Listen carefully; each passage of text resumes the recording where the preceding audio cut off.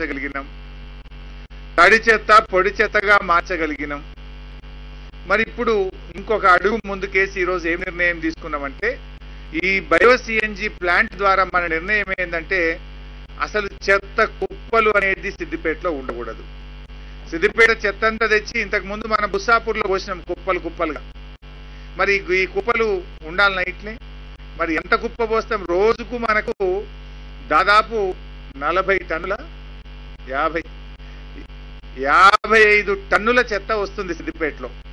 అంటే 55,000 కిలోల చెత్త. రోజు 55,000 కిలోల చెత్త తెచ్చి పోస్తే 5-10 ఏళ్ళ వరకు ఇది నిండిపోతుంది. మళ్ళీ ఏడ పోయాలి? పోసుకుంటూ పోతే అది అయ్యే పనా?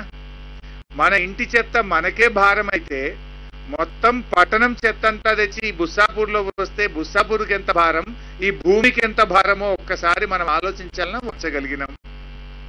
తడి చెత్త పొడి చెత్త be united to come together and create what we have opened and inaugurated today. And why I think that is really significant and really special.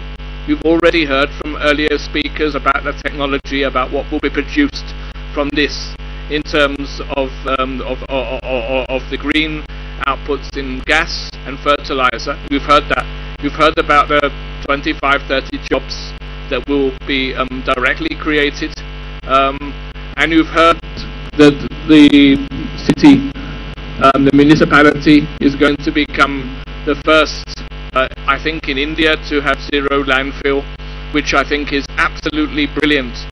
And you've also heard that it's been possible to do in 100 dry days, which can only be possible with leadership, drive, determination and focus of all partners and parties involved, which I think is brilliant.